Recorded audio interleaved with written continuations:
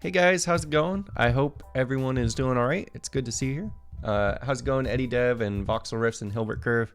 I'm streaming a little bit earlier today just because I woke up earlier and I really want to get working on this. So that's a good sign. Today is going to be a day of progress, okay? So that'll be cool. And Tree, how's it going? Good to see you here too. I hope the music's all right too. If it's too loud or something, just let me know and then I'll turn it down a little bit. But yeah, so in the last episode, I was working on the physics. And Lane Gores, how's it going, dude? And I was kind of despairing towards the end of the stream because nothing seemed to be going right. Okay, but I worked on it throughout the week, and literally I did not get much progress at all till I think yesterday, like maybe 2 days ago. No, it was yesterday. So like there was nothing working and everything, and it was just a pain in the butt. And then finally it just all clicked and then I got it working. So that's really good. Another thing you'll notice too is the line rendering is super nice. So I found a really good article. I'll pull it up in a little bit, but showed how to do 3D lines, keep them a pretty constant width and everything, and they just look really nice. So yeah. So you can see that we got like a rigid body in the scene here too. And if we look down here, the cyan color is for blocks that it's colliding with. And then these vectors that are pointing up are like the translation vectors. So you can see that they're all pointing in the correct direction, which is awesome, because that basically means that, yes, we're going to resolve this collision in the correct direction. And then all the cubes around it are all the cubes that I'm checking to see if we're colliding with. So like this is just, it was super helpful to visualize everything. And then of course I've got like the boxes transform axes, like just sort of shown here so that you can tell. But this was super useful for debugging the physics and everything, because of course I can just fly down here and then make sure that these all look right. And then if I hit the space key, it'll single step the physics. So we've just stepped once and you can see that it resolved it correctly. And then if I hit the Z key and like use the arrow keys, I can start moving things around. So I can sort of switch between them. And then you'll also see like once I get into a smaller area, the blocks I'm checking changes, because we're only checking the immediate blocks around the rigid bodies, so that we check the least amount of area possible. And then you can really see this too once we get here. And you can sort of see it all happening in action here. We're still colliding with just this block. It's giving us this translation vector. And when I resolve that collision, it resolves it correctly. And then if I go up and we hit this block, then it gives us a vector pointing to the left. And we can see that if I move left a little bit more, and then you can see this guy too, and this guy are pointing up. So it's all working correctly. And then when I resolve it, he gets pushed out of the blocks. So yeah, it's working correctly. And then if I just turn physics on for real, this is sort of what it looks like in real time. And then if we like jump off, he hits the ground and stuff, and it's all working. I do need to fix it because like if I run into this, you can see he runs into the side. And you'll also notice that like this is vibrating a little bit. I'm not sure. Well, he's not doing it now, but there we go. So he vibrates when he's on the ground and stuff. We can fix that by just like putting objects to sleep or whatever, so that we're not actually applying gravity and stuff. But that's all for the future. For now, I am super happy with this, and I'm just glad that it's all working. I'll show you guys some articles and stuff too on how I eventually figured this out, because like I said, it took forever. It took longer than it should have. And I tried so many different techniques. I tried resolving along the velocities vector. I tried resolving just by doing some special math, but then I would get the wrong collision response vectors and everything. And so I finally stumbled on something that I'm pretty sure you guys are familiar with. I've seen it pop up in the Discord and everything. So I found this first of all, which I had heard of this, but I had never really delved into it because I was just like, I don't need to know about this stuff. So this guy was talking about the Minkowski difference and the GJK algorithm. So he's sort of talking about how you can use this Gilbert-Johnson-Kearthy algorithm. And yes, font rendering today, so it's going to go good though, I promise. And that sort of led me along. I went to Casey Muratori's video that he posted a long time ago. This was super confusing, and I was like, screw it. I'm just going to try and do what I did before and just hack it in. But I kind of took a look at this just to sort of see how all this supposedly works. And it's like weird geometry, addition and subtraction and stuff. And yes, I knew Jujas, I think that's how you say it. Yeah, he did implement it. And I was going to ask him about this because what I eventually settled on, and this is just a cool thing about like the separating axis theorem too. But I eventually found this thing, which it looks like he's explaining the GJK algorithm from what Casey Muratori said. And then I found this thing, and it's the same concept. I'm not completely sure though, because he never says this is the GJK algorithm, but I'm like 90% sure this is the same concept, because what he essentially does is he sweeps this object around the middle object. And the reason this is so like mind-blowing is because once you sweep this object around this object, all you have to do is check that center position. So like if you're checking to see if this black box collided with this red box, you add the size of the black box to the size of this box bound. Then you can just check the center of this. And even if you're on a corner like this, you'll correctly identify which side of the box to resolve to, because this is closest to this side. So you won't get any false collisions where like if you're on this corner, it'll push you over here instead, which is what the separating axis theorem does and everything. And you'll always end up on the correct collision. And I added some visualization techniques in too. So like if I take out the boxes around the player character. So if we do this, that should make it so that we don't see those white boxes being drawn, just so that we can actually see things. Yeah, so it's not going to show the white boxes, but then once we start colliding with something, it'll show the blue boxes. And you also see that this is like falsely identifying things. That doesn't tend to happen when I just run the physics. It only happens when I single step the physics, which is kind of weird. But if I go down here, then we can draw the extended box bounds. Whoops. So if I go ahead and I do this, then we'll see like the box bound sweeping around the outer edge, sort of. So you'll see these big white boxes pop up. And essentially what these big white boxes are, if we like consolidate this a little bit more, let's see. Almost there. And this is how I was testing too, because it was just the easiest way to test this and make sure that everything was working right. Okay, cool. So basically what you see here is this is the blue box is the box we're checking to see if we're colliding with. And then the white box is the blue box extended by half the size of, or actually by the full size of our player character right here, or our rigid body. And then what you can see is if we look at that center position, you can clearly see that it's closest to this top face, right? It's not close to this right face. It's not close to the left face or either the Z faces. It's just close to this top face. And you can also see this here.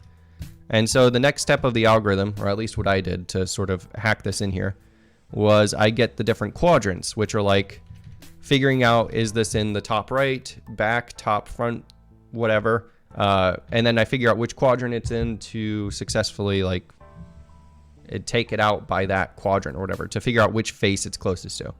And let me see, Voxros, you recently watched a video on this algorithm by a YouTube channel called Reducible. Super interesting, especially the Minkowski difference part. I'll have to watch that. You'll have to post it in the Discord so I can check that out. But we can also, whoops, I did the wrong button there. So let's see, because once you see the quadrants and stuff too, that's sort of how I solve. Let's see. That's how I solve to figure out which face we're closest to, which I guess that's just like probably something that I did more complicated than it needs to be, but it works. So I am happy with it. Okay, yeah. So then once we do this, you'll see that we get this red box, and this is telling me what quadrant the collision is most likely happening in. So this is basically happening in, these are all pointing, so this is the back, right, top quadrant, which this box is in. And we have 8 quadrants, right? Because we have 8 different corners of the box, I guess you could say. And so then that lets me know, okay, it's going to be along either the x-axis, y-axis, or z-axis, and it's going to be one of these faces. And then I basically find which one this point is closest to, and that is the face that we are colliding with.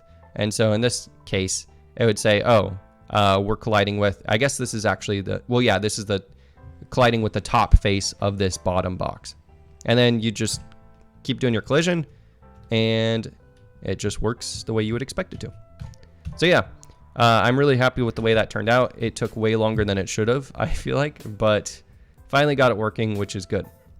And then today, oh, cool. Thanks, Foxrust. And today we're going to be doing the font rendering. So I'm looking forward to that. I'm also going to comment this stuff out real quickly because we don't really need this.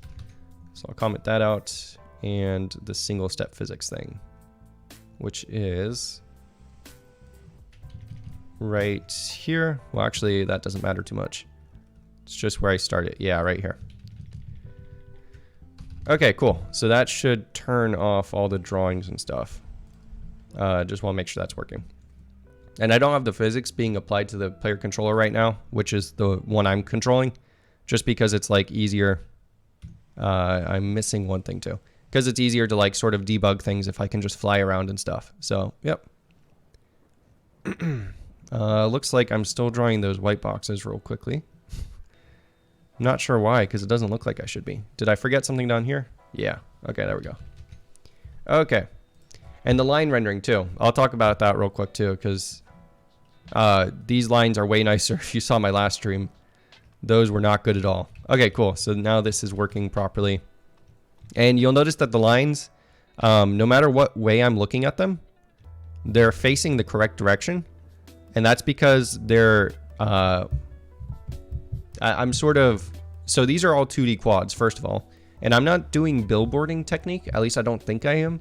Not the standard technique, at least, because I want these to be like a constant size, no matter the distance from the camera. So you'll see that they kind of stay the same size, changing a little bit based on the depth. But the way those lines work is if we look at the shader, which is inside of here, and I believe it's this one. So, yeah, if we take a look at this shader, basically what happens is, nope, this is the wrong one. I think it's this one, actually. Yep, there we go. So I pass in the start, which is the start of whatever line we're rendering, the end of that line, and then I pass in whether we are on the start right now, the direction of the line, which is just like if we're expanding up or down, and I guess that's relative to whatever direction's up and down, stroke width, and the color. And then what we do is we actually expand the vertices in the vertex shader itself. So I pass in 4 vertices, but they're all like just in the center of the line. And then we basically expand those outwards on the vertex shader. And the reason we do that is because we can first convert the coordinates into clip space. So I basically convert all of the different, the start, the end, and our current position into clip space. And then we convert it into NDC space.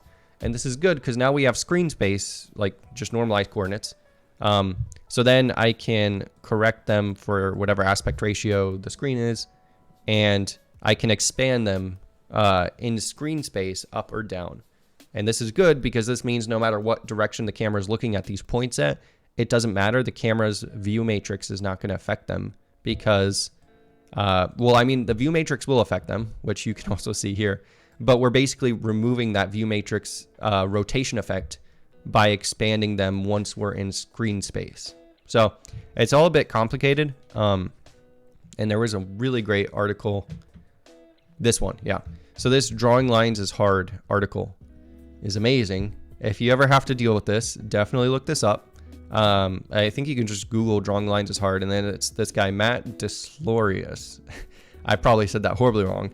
But yeah, he gives a great explanation of like what it is, different techniques, and then eventually this is the one that I settled on, which was expanding in the shader, and it works great. So yeah, he sort of shows it in action here too. But yeah, so that was great too. Okay, anyways though, I feel like that was really good progress.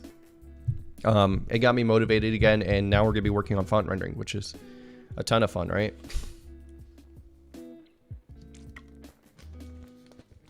So, I don't know if you guys watched Cherno's video recently too, but he did font rendering, and that was kind of my inspiration. I was like, oh, I should get font rendering done. And I already have it sort of started here. So you can see that the 2D rendering stuff I've got in here, I commented this function out because I don't actually have font implemented yet, but that is what we're going to be implementing today, because this is the stuff I stole from the math animation library.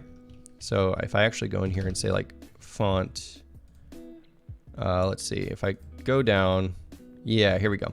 So I don't have any 2D screen space type stuff rendering at all yet.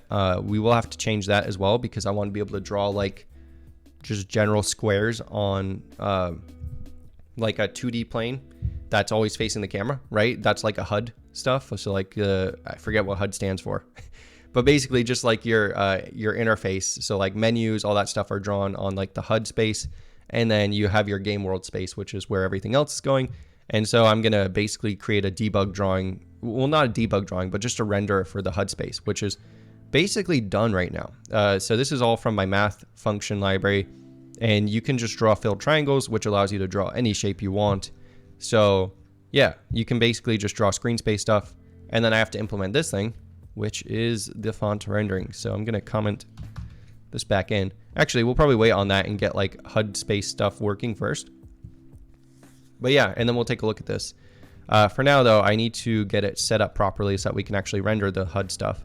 So, and I'm gonna remove this because it looks like I'm not using an element buffer for, this is the batched VAO. So this is for the 3D stuff, and I am not using an element buffer.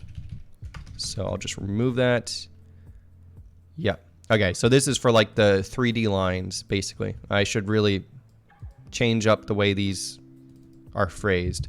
And I also want to explore a little bit into abstracting this, not this stream, but yeah, heads up display. Thank you, Voxelriffs. Yeah, I couldn't think of what that was called for some reason.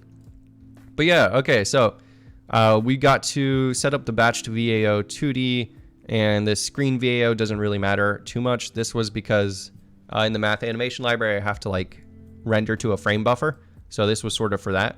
So this is the one we're focused on. And we have up here, which I need to abstract all this stuff to. Tree would be very upset with me seeing this many variables not in a structure. But anyways, I need to get this VAO 2D, VBO 2D, and number vertices 2D. I already have this all sort of set up actually, I think. So this setup batched VAO 2D should set up the batcher for that. So we basically set up our element buffer. We set up the attribute pointers. That all looks good. And then we're using this thing called a render vertex 2D, which takes in a glmvec2 position, color, texture ID, texture chords. So some pretty basic stuff there. And then if we scroll down, when we initialize, do we call that? Yeah, so we set up the batch VAO 2D, so that's good. We're even setting up the screen VAO, which doesn't matter. And we're compiling the 2D shader. Okay, so that's all good. And then let's see what flush batch 2D does, because this is where it's probably gonna go wrong. So yes, this is definitely gonna go wrong. So we bind the shader, we upload our mat4, and then we get a camera's projection, but we don't, since this is a heads up display, we don't necessarily need the conception of a camera. And Tree, you are very upset with you seeing this many variables in a struct. Yes, I knew you would be. I'll abstract it soon. I started experimenting with that actually inside of the world.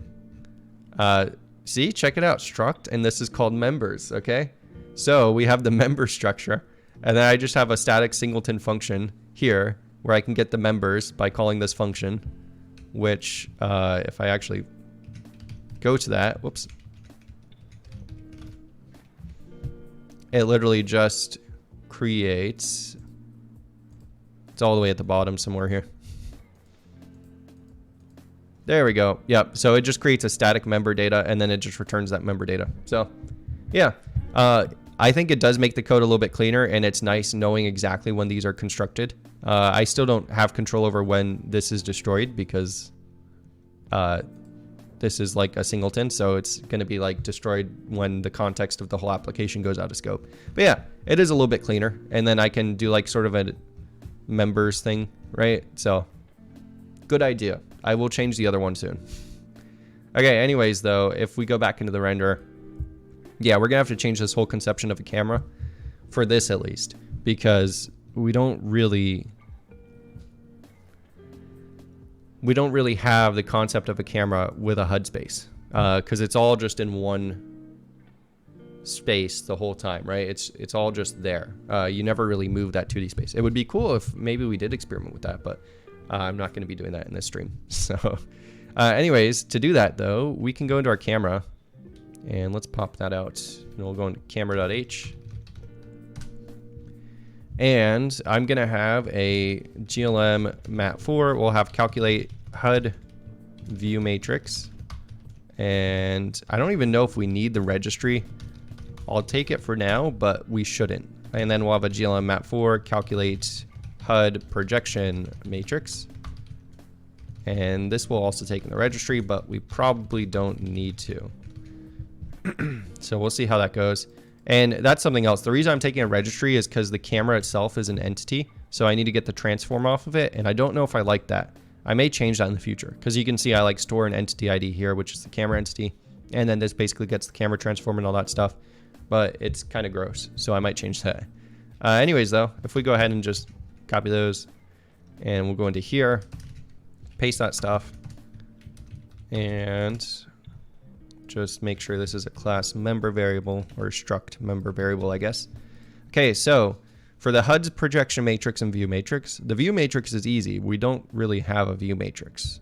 I mean, we do, but it's just kind of constant. I'm going to go steal some code. So let's go into, I think it's here, except not Coco. I'm going to go into my math animation library. So, which I'm also going to have to work on it a little bit so that we can make some cool 3D animations for the Minecraft tutorial series that will come from this. So yeah, that'll be cool. Anyways, though, if we go into here and source, what am I looking for? I'm looking for the camera. So, and yeah, yoink. I'm pretty sure that's a Randall thing, right? Randy does that. Yoinks his code. But don't worry, we won't have a Mr. Rework come anytime soon, hopefully. Is this in render? No, what am I looking for? I'm looking for a camera. Okay, there we go, ortho camera. This is what I'm looking for. So we'll basically just take this stuff and yeah, that stuff for the projection. So we'll just paste that there.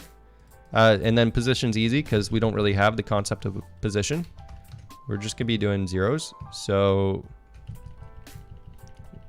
yeah, so I don't really even need to calculate this stuff, right? So for the position, I could just say this is GLM vec3.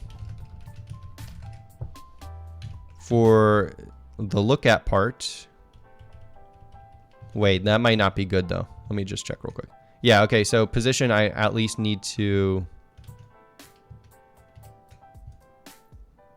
Wait, no, okay. I'm just thinking about the Z index because sometimes the Z index can give you weird stuff. Okay, so position, we should be able to just say vec3. So that's just a 0 vector.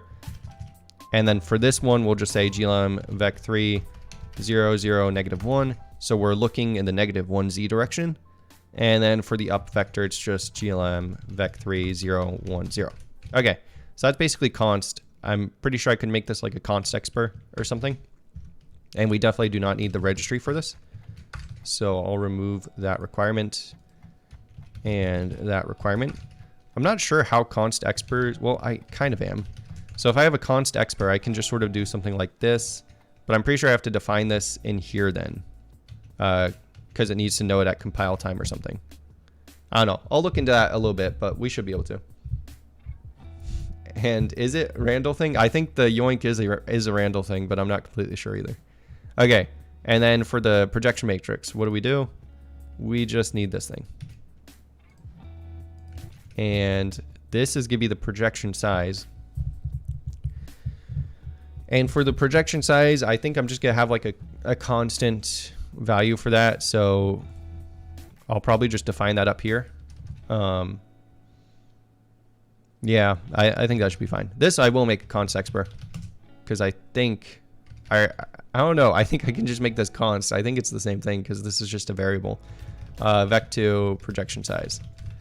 And this will just be, I think I use like 6.3, which is a pretty good projection size for everything that I've used. Okay. So this is going to be a glm vec2. And then we just do the ortho. Yeah, ortho function, which gives us an orthographic projection matrix. Okay, cool. So that should be good. We have a calculate HUD view matrix and this thingy, and we can remove the registry because we don't need that there either, which is nice. Less dependencies equals better. And I mean, these don't even need to be part of the camera, right? Because they're completely constant. It's like, why are they a member function? But whatever. I'll change all that stuff up in the future. If we go back into the renderer though, we can go ahead and say, we want to calculate the HUD view matrix, or I guess that's the calculate HUD projection matrix. We'll remove that, This is calculate view matrix, and we should be good. Okay, so now when we flush a batch, first of all, we check to see if we have any vertices to flush. If we don't, we just return, because there's no point drawing nothing. Then we buffer any data we need, which is good. I could change this up. I think I did in the 3D sense too. Yeah. No, I didn't. Okay. Because right now I'm just buffering all the data, which you don't necessarily need to do, but I'm doing it, so whatever. Then we bind the shader, we upload projection view matrix, we go through bind any textures we need to bind, then we bind our font textures. Okay, yeah, so when I say textures, the only reason I have the concept of textures is because of fonts. I might expand this so that we can just do any sort of textures, but for now it's just, yeah. Okay, and then we bind our VAO, we draw our elements, we clear the batch. And when I clear the batch, I think I should probably be clearing that memory too, because does it matter? No, it doesn't matter. Okay, because, yeah, I'm only uploading number of vertices. Okay, cool. So this should be good. I need to check the shader too, though, which I think was Debug Shader 2D. So we get position, color, texture ID, text chord. That's all good. And this was also yoinked. Oh, it's a Danny thing. Oh, I did not know that. I'm not a big fan of Danny, guys, and it's nothing against the guy himself. It's just like something kind of annoys me when like you have people who are smart, but then they act stupid.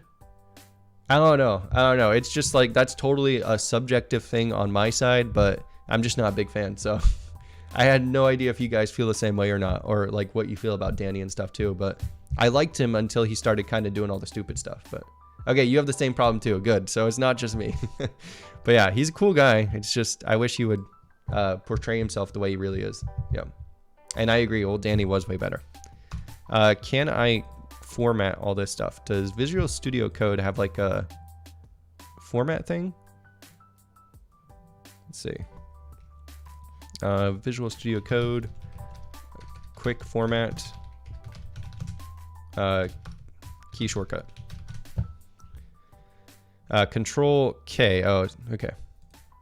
I think Visual Studio is like Control Shift K. No? Okay, Control K is not doing anything. No, it's saying the key combination Control K was pressed, it's not Command. Wait, okay. Let me go back. Because that did not work. Format selection. Okay, format document is Control Shift I. Okay, there we go. And it's still not doing anything. Come on. Okay. It's these indentations that are annoying me.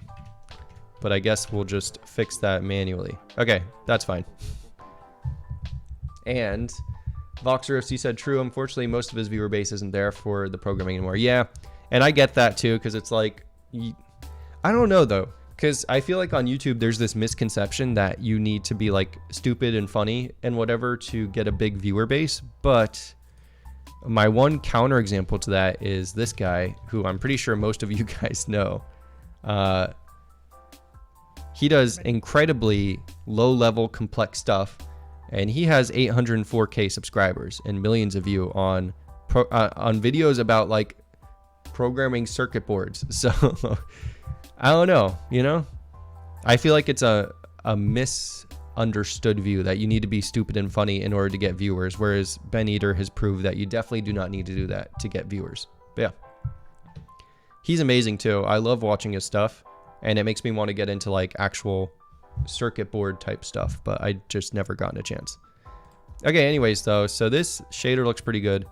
We put out Vec4 Fcolor, the texture ID. And also, I know me and Asher used to do the big switch statement for getting a specific index in a font, but I'm not sure if this works on Linux, but it definitely works on Windows, and I'm pretty sure it should work on Linux. This is basically like a simpler way to do that.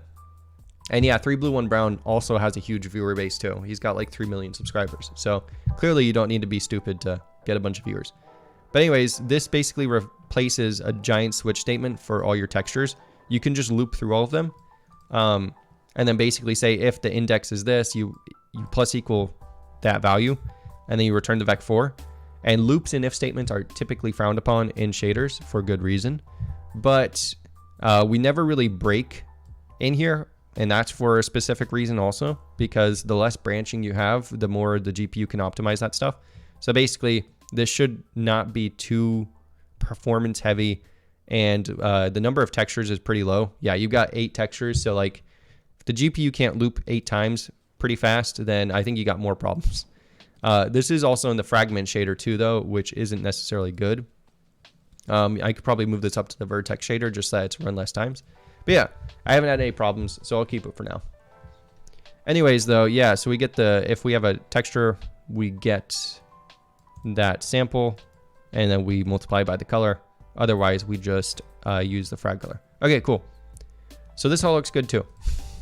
Long story short, everything looks good. So let's just try and draw some stuff in 2D. So I will go into player controller. And also, let me check something too.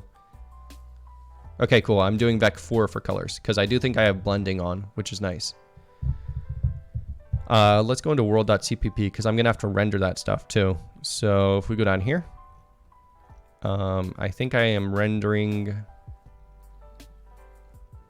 Yeah, okay, so I do line rendering stuff here, and then I'll say render.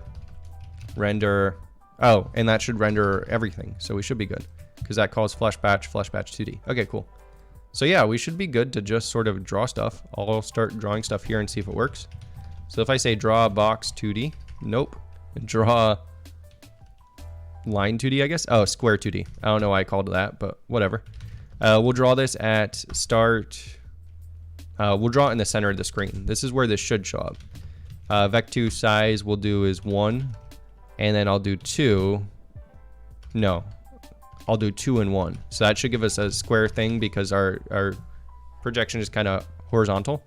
And then I'll do default style, which should just give us a white color. So if I go and include that real quick. Yep, and I'll put this up with that stuff. Okay, cool. So, oh, and this is a Vec 2. So this should draw a white square towards the center of the screen. Let's see if that actually works or not. Fingers crossed it does. And voxel riffs, and you guys are talking Kruzixat in a nutshell too. I have no idea how to say that. Languors, I'm sorry. Yeah. Oh, that's somebody on YouTube. Okay, okay. I'll have to check that out. Are they in like a different language, or is it in English? Because if it's not in English, I probably won't be able to follow. And I have no idea how to say that name. Is it more enjoyable for people who are not in a topic? Okay, cool. You can also see we have our rectangle up here, and it's not square, which I guess makes sense. But we're also only rendering half of those triangles for some reason. So I gotta check that out. Something's up with the line rendering. That's what it looks like. So if we go into draw a square, this basically says to draw a line from the start. Draw a line basically says get end minus start to get the direction. We normalize the direction, we get the perpendicular vector just by getting the opposite of the normal. Then we get vector or vertices 0, 1, 2, 3, 4. That all looks fine. And then we draw a filled triangle, draw a filled triangle. Those should be the 2 triangles. And I also have cap styles too, which is cool. But draw filled triangle basically says set P0 to P0, P1, P2. Yeah, that doesn't look bad, so I don't see why we would not be drawing both triangles. So I say V0, V1, V2, then V0, V3, V4. It's fine. Oh, you know what it is? It's probably the winding order. Yes. Yeah, and the way we can check that real quickly is just by going into the world. Or actually, I think it's in the renderer now. It's somewhere. Where I basically set up all the GL context stuff. Like the blending variables and all that stuff. Yeah, right here. Okay, and so if we turn off Col face, I bet you will see the other triangles, and that's because the winding order is probably off on that, so we're rendering the wrong side. No, that did not work. Okay, good thing I tested that first. I turned off the right one, right? Yeah, let's turn off depth test too real quick and see if that changes things as well. I don't think it should, but just in case. No, yeah, that doesn't. It makes things look super weird. because now we're just drawing like in whatever order. That's cool. Okay, we'll turn that back on though, because that's important. And it looks like it's not because of that. I'm gonna keep the culling off for now though, because I believe that could be a problem. Let's check in the render function itself for this one. So we do, that is fine. Just check the chat real quick. Oh, how's it going, Essie Woods? And your notifications were turned off. That's fine. I started a little bit earlier today just because I woke up earlier. So I was like, I wanted to get started. And now I'm working on font rendering and like 2D HUD space rendering. So I'm getting the HUD space working first. And then font rendering is going to be right after that. So hopefully we'll be pretty close. But basically just debugging this right now. Okay, so something's going wrong up here where basically we're uploading the vertices. That should be fine. And then we're drawing the elements. And we're doing number of vertices 2D. So that should be fine too, I believe. Let's just put a breakpoint in here and make sure we have the correct number. So we have like 4 rectangles. There's 6 vertices per rectangle. 6 times 4 is 24. 24. Okay, so that's fine too. Just out of curiosity, I'm gonna multiply this by 2 and see if we get something different. We should, I mean, we might, because it's gonna be like rendering garbage data, but it shouldn't. Yeah, okay. So that confirms my suspicion. It's not this that's broken. This is fine. It's probably something else, which is just kind of weird. Is it the elements that I messed up? So if we look up here where I initialize all this stuff. Yeah, okay. So we've got the VBO. It's dynamic draw, that's fine. We generate element buffer. And it's going to be max number of triangles per batch times 3. That's fine. And then we do 0, 1, 2. Which should be fine. Yeah, it should be fine because we're basically just duplicating vertices and stuff. So it doesn't really matter. Let me do one more thing though. Let me try doing GL draw arrays instead of elements and see if that fixes it. If it does, I'm just going to use that and get rid of the element buffer because those are just more annoying than they are helpful. Okay, so right here, we'll do GL draw arrays. Actually, I'll just leave that and then we'll say GL draw arrays. Triangles. We'll do 0, number vertices, 2D. And we'll just comment that guy out. Okay, let's see if this works. No, so it's still broken. Okay, but it looks the same, which makes me think we don't even need the elements, which would be nice because elements are more annoying than they are helpful for me right now. So let's see what I'm doing wrong here. It's got to be the filled triangle. It's what I'm thinking. So we just pass in P0, P1, and P2. Like this shouldn't be doing anything weird, I don't think. And then when we draw the line, I'm going to put a breakpoint in here just to see if we're getting the correct things here. We should have 4 unique vertices, which are like the different vertices of the rectangle. So this is 0, 0, 0, I'm pretty sure. Yeah, and then this is 2, 2, 2. I don't know. GLM always confuses me with the way they set everything up because... Okay, so X, Y... Oh, so no, this is 0 and then minus 0.025. Okay. And then V1 is 2 minus 0.25. Okay, so that's good. They're both unique. 2, 0.025. That sounds right. And then 0, 0.025. And 2, 0.025. Okay. So that all looks correct. Like those are all unique vertices. And then we're drawing V0, V1, V2. And then V0, V3, V4. Which, if we look at this, so this is start plus the perpendicular vector, which gets us to top, times half the stroke width. So we're doing start plus, so this is going to be like the top right corner. Is it? Start plus the perpendicular vector times stroke width. Oh no, this is going to be the back top left corner. And then V1 is going to be the top right corner. V2 is going to be the bottom right corner. V3 is going to be the bottom left corner.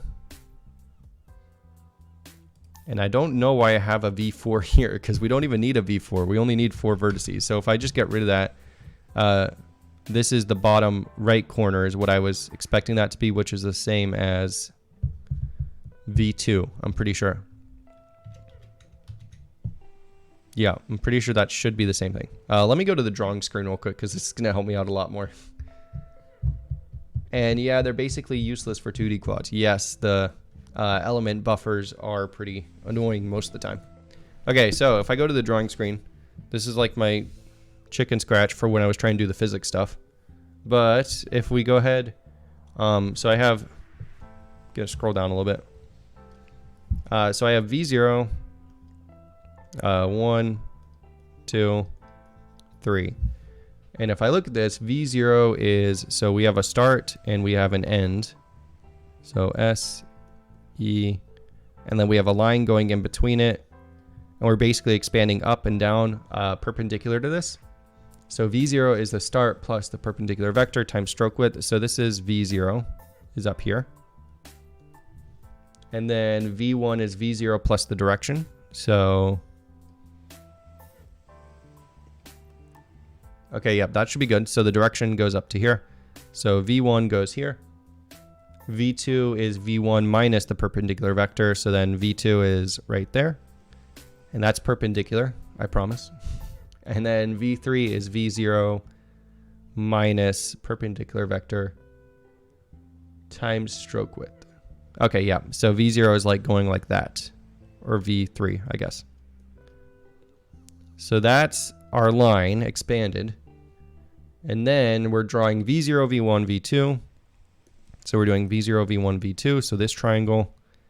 And then we're doing V0, V3, V2. Okay, so we should be doing V0, V2, V3. So let's change that up real quickly. And hopefully it's as simple as that. I was just doing that in the wrong order. So we'll change this to V2, V3, and run this one more time. There we go. Look at that. It pays off to draw stuff out sometimes, right? So now we got that box being drawn up in the right-hand corner of the screen, and it follows the camera, which is good because that's sort of what we want, right? Cool. So let me just make sure that blending works too.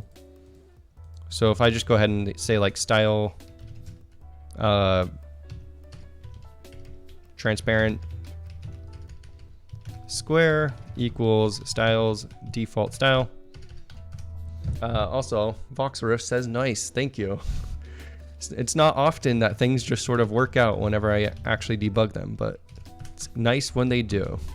Okay, so then I'm gonna do color equals hashtag 000000, and then I'll do like some transparency, so we'll do like 55 hex. And then we're gonna use the transparent, this should be transparent color. I guess square works fine though. And then I'm gonna say render draw square, or not draw square, but draw filled square. And we're gonna do start, I'll do the same place, glmvec2 0 0. Size, I'll do the same size, 2 1, and style is transparent square.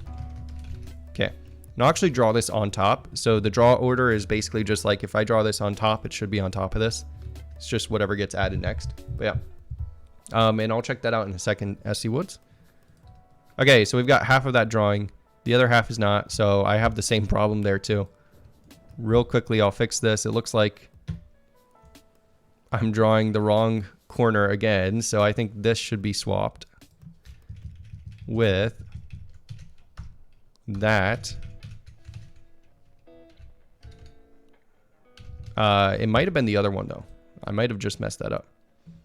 Which is weird too, because you would think GL Col face, if I turn that off. Okay, yeah, I did the wrong one. You would think if I turned that off, it wouldn't matter what winding order we're using, but something doesn't like it. So Maybe I have it turned on again somewhere else. But let me turn that back on too real quickly. Up here somewhere. Yeah, okay. Turn that back on. Also, SE Woods, do you decouple the gameplay code from the game engine code just like the physics engine? Or is that not necessary? I guess most of the gameplay functions will be in the form of a component that you add to different game objects. What is good practice? Yeah, like Langor said, good practice is decouple gameplay code from game engine code. That is definitely true. If I really wanted to go and really implement this good, which I might in a future episode, is I would separate all the engine code out from here into a DLL, and then I would basically have all the gameplay code inside of the main executable. And so that way, if you ever want, you can reuse the engine library, and then you can just sort of swap that. And so it's pretty easy as long as you keep things decoupled conceptually. You should be pretty good.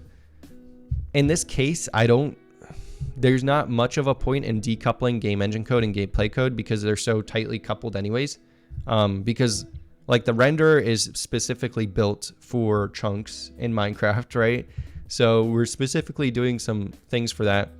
Things that you could decouple, and the physics too. The physics is pretty tightly coupled to the actual chunks and everything. But you could decouple a lot of stuff still, like ECS, file input, some basic rendering things, rendering concepts and stuff. You could definitely pull all that out into like an engine. But I don't think it's necessary for this. Yeah. And you were saying you're thinking for the game you're making. Yeah. It just depends on what you want. I do want to eventually like separate out, because I find that I reuse like a few classes a lot, and a lot of my different code bases, like frame buffer, I'm reusing a lot. A lot of the rendering concepts, like all of these types of things, I reuse a lot. Camera, shader implementation, those are sort of things that are like copied across projects. And so I eventually want to make like a little framework, like a lightweight framework, where I can just sort of pull that into a project, and it gives me basic rendering capabilities and stuff. So yeah, it all just depends on what you want, really. But it is typically a good idea to try and decouple it as much as you can. Okay, so let's see if that fixed what I thought it should fix, which is, I have a breakpoint there for some reason. Okay. Yeah, cool. So we get that. It's not on top though, so maybe I was confused about the draw order of these things. So maybe if I draw this first, it should be on top of this, but I don't think it should. See? Okay, yeah, so that's definitely drawing it on top, but I'm also not getting any blending there. Like, I'm pretty sure that's not... Well, actually, no, I am getting blending. I'm not getting blending for these chunks, though, because I'm drawing this before I draw the chunks. So, yeah, so since I'm doing this before, if I were to move this after all the chunks render, I should see that blended afterwards. And I might leave it here just because of that. There we go, yeah. So now you can see that. Okay, cool. So everything back there is sort of blended behind this. Cool. I don't know if you guys know what I'm starting to do here, but once we get font rendering up, we have these transparent squares, and we're going to have some debug information like Minecraft does. So we'll be able to print out all the draw calls, how many draw calls we're doing, frame rate, all that type of stuff, which will be nice. SE Woods, you don't think you'll use the engine for other projects? Yeah, if you're not going to reuse it for other projects and stuff, I agree with Langors. It's probably not necessary to decouple. And it's good to rewrite things a few times. Because if you rewrite them, you'll find the stuff that you have in common anyways. And you should be able to like pull that stuff out that's in common and then create a library there, because you're like, oh, I know I reuse this stuff. So there's definitely benefits to rewriting code a few times, just so that you can sort of get an idea of what you need and what you don't.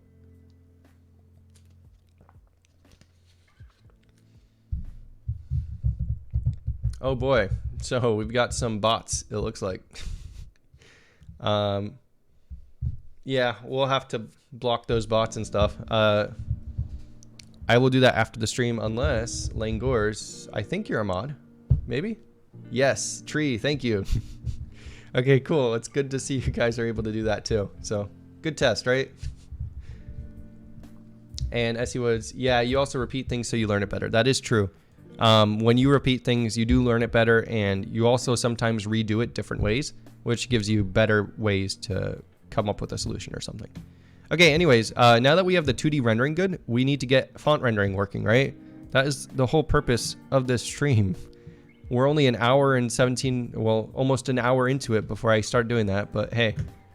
Okay, so let's go into the renderer, and I'm gonna steal, first of all, if I go, this is my math animation library, and see, this is what I'm talking about.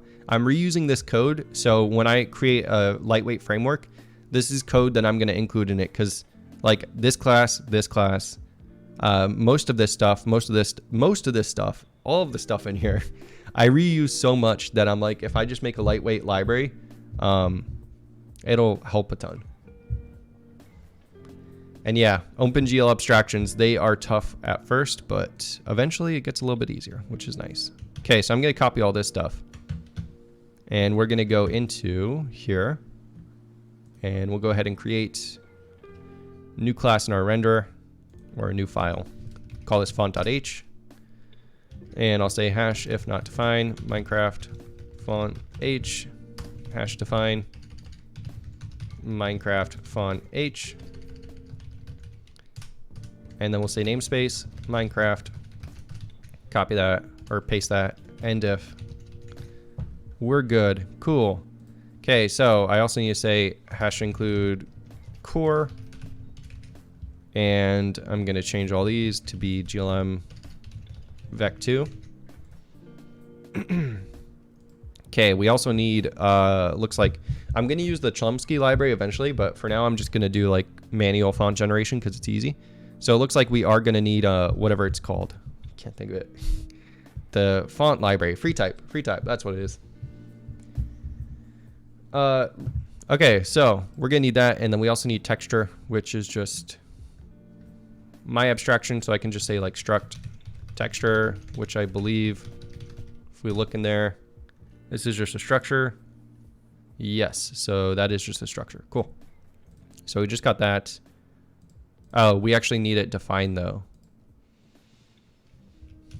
See, this is when I'm tempted to do that, so I don't have to include the texture file, because the more includes you have, the more increases compile times. But I'm just gonna include it for now, and I'll worry about that stuff later. I've done a pretty good job of keeping includes and header files pretty low. Like, you know, I'm trying to do that because it keeps compile times low. So I will continue to keep doing that, hopefully. We need FT face though, so I'm curious how I did this inside of here, because I did do a whole thing. Yes, okay, cool. So I have this Bootstrap library in here, and I might redo that for this eventually. Basically what this Bootstrap library does is, if we look at it, it downloads free type for you, so that like if you're downloading my repository, you don't have to do all this stuff. So it downloads free type as a zip file. It downloads the correct binaries, and I'll eventually have to switch this for different compilers. And then it basically installs everything. So this goes through and it basically checks to see if you already have it. So yeah, so this was for FFmpeg and free type. And then if you don't have it, then it basically installs it and everything. And I do like this. I think I'm gonna try and keep this too. Because it does make building things a lot easier, but it's kind of a pain to set this up. We're gonna do it anyways, because I do really like that. Okay, so in order to get this working, yeah, I'm gonna need another project, so I'm just gonna copy all this for now. And we're gonna go into here, into pre-make. I'm just gonna open this with VS Code. Okay, so we're in here, and then I'm gonna go ahead and add a new project down here, which is Bootstrap. Okay, so this is just gonna be a console app that basically does everything, and I think I'm gonna keep it mostly the same as what we have here. Yeah, so the only thing I don't like about this is that I have to do like include curl manually, and I'm not sure if I'm allowed to do that. And like this bit7z, which I am, that's open source, but I'm not sure about curl. I think it is, not completely sure. But But yeah, and then we'll do this. I might change that because I think I have that changed here. Let's see. Real quickly. Yeah, so I've got CPP utils single include. Yeah, so I redid CPP utils. It's a different CPP utils though. Okay, so I'm gonna change this to that. And this is gonna be Minecraft.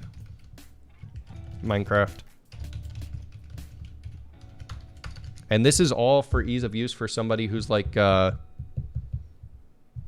who's downloading this to develop or something, I guess. So it might be a waste of time, but who knows? Okay, so Tree, if you want to, you can ban those people too who are putting spam in the chat and stuff. So I'm fine with that. Because I think those were just bots and stuff. But yeah, okay, so we've got this and... Oh, cool. Thanks, Lingors. Okay, and then if we go back up here, I'm just gonna go into the files that I actually have. So let's go into here.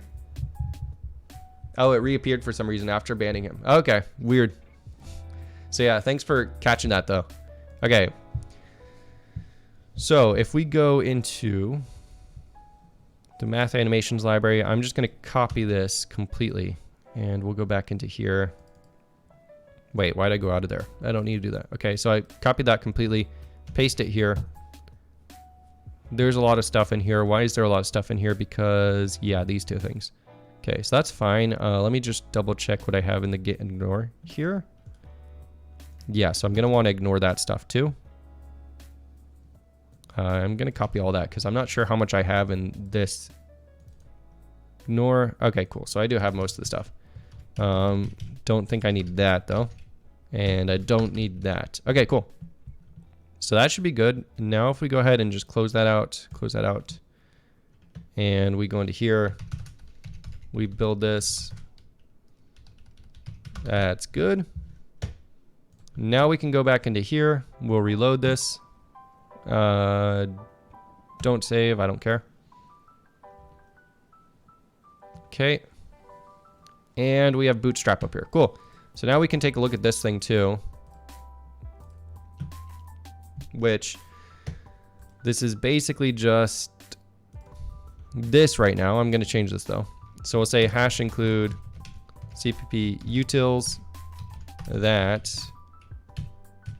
And let me go into here because I can't remember. I think it's called...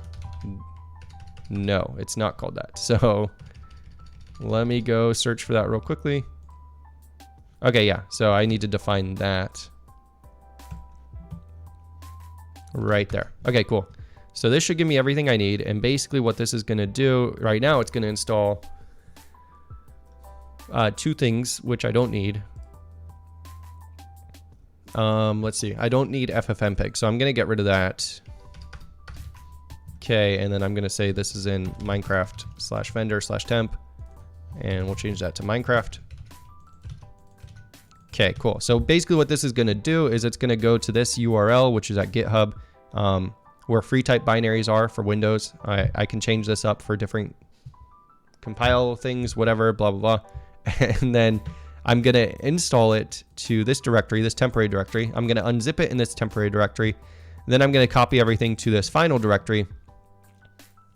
That way, if you're like cloning this repository, all you have to do is run Bootstrap and it sort of gets all the external dependencies for you. And the reason I'm doing it this way, why am I doing it this way? Oh yeah, it's because I just want the binaries. I don't want to actually build this because building free type is kind of annoying. So this way I can just install the binaries and then like copy them around and stuff. So then all I have to do is like say install the free type stuff to this directory.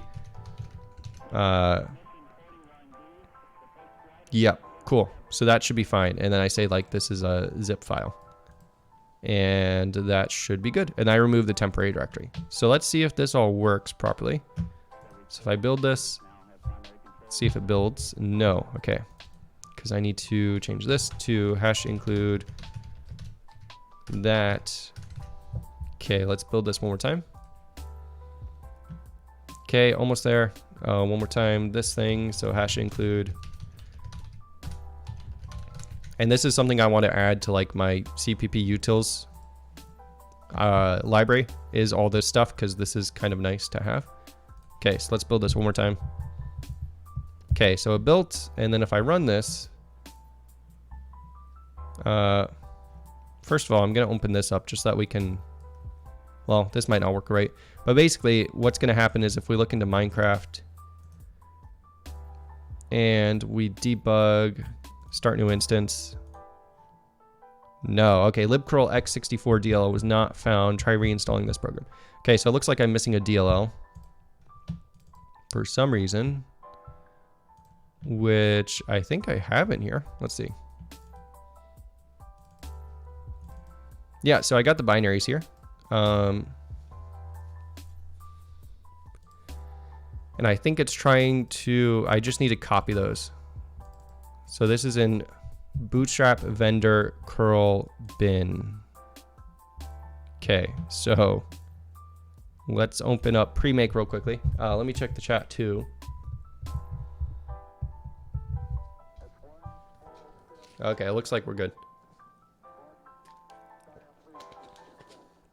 So basically what I gotta do is add in a post build step where we copy the DLLs over.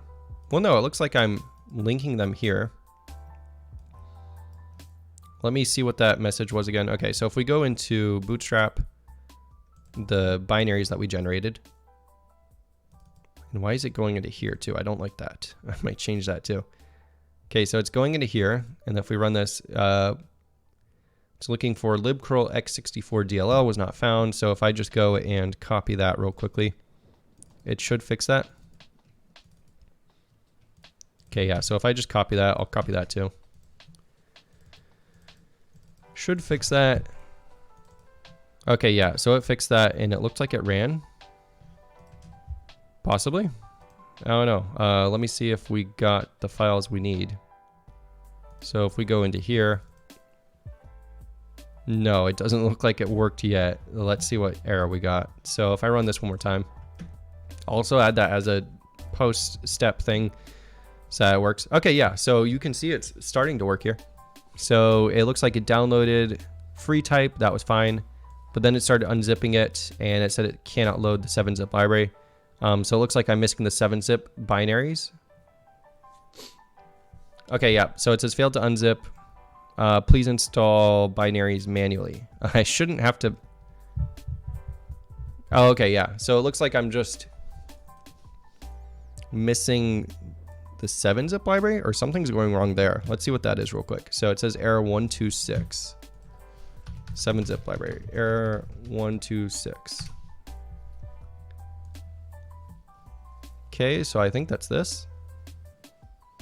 Yeah, it looks like I'm just missing that DLL too, which if I look, I'm guessing is probably inside of here too.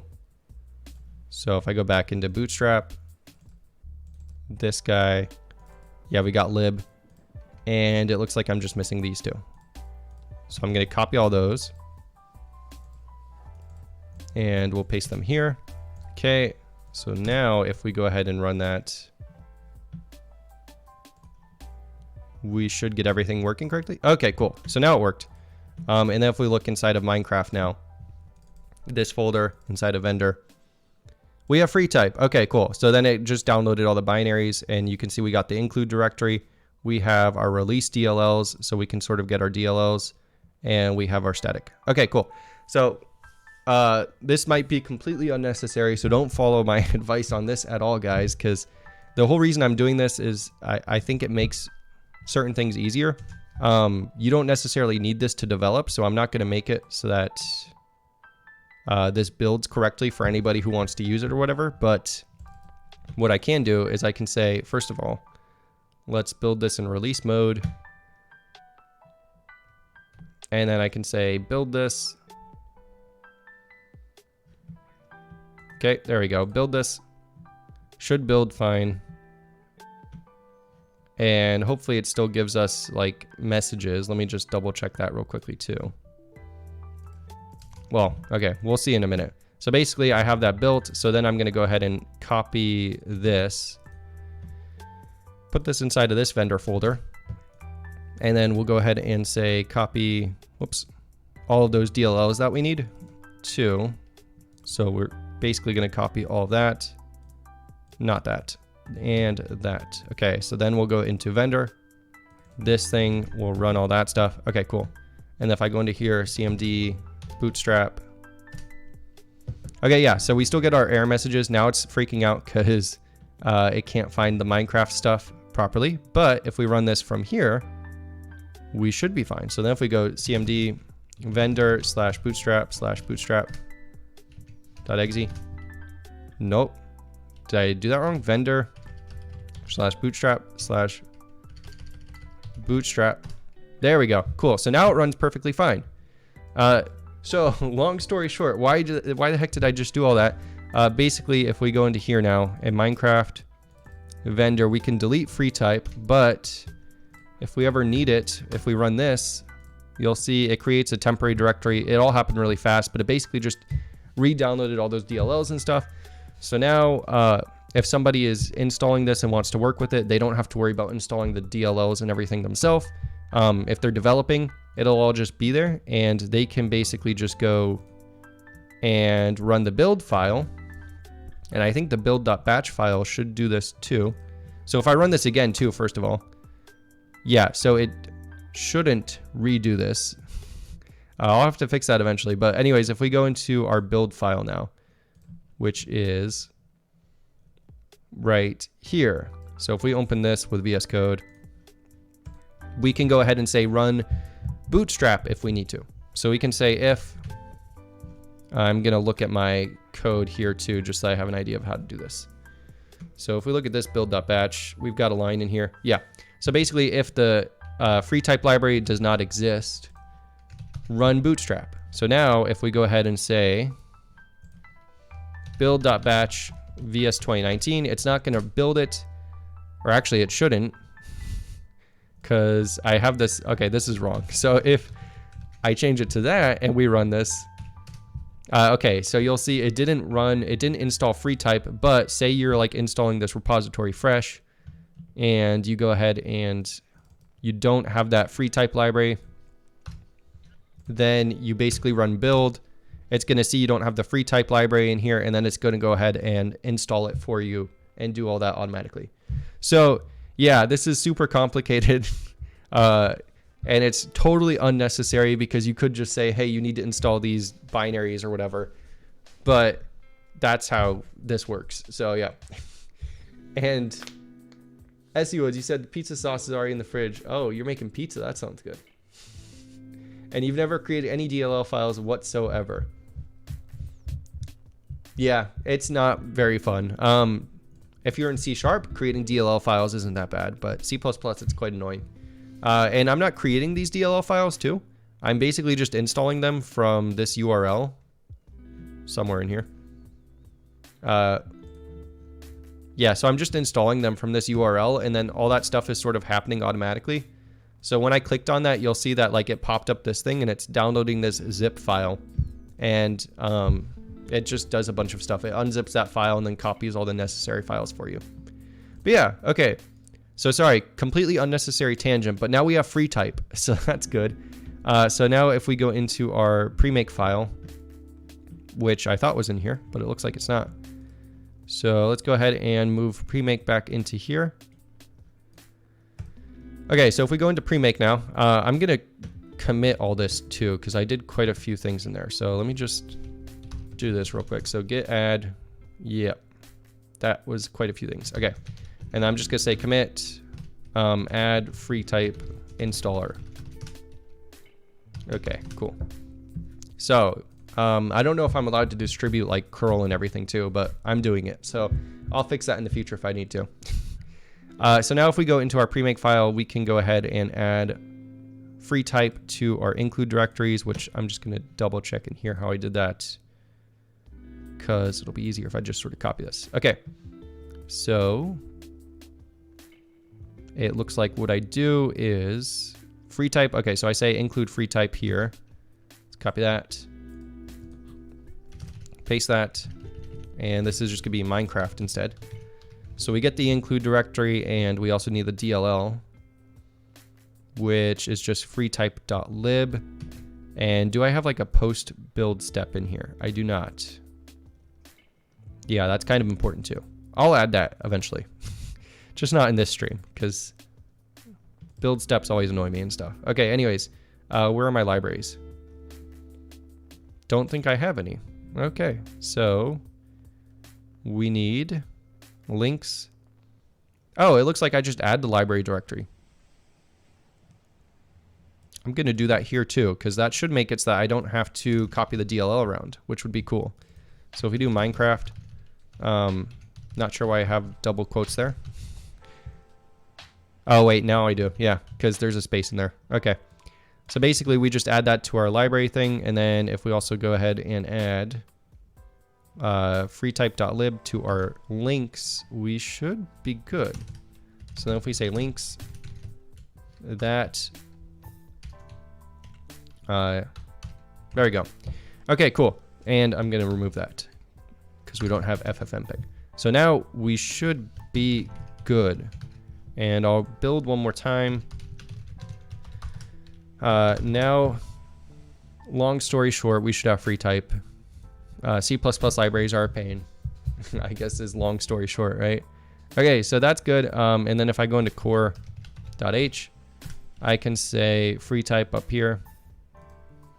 So we'll say free type, and we'll say hash include free type / free type.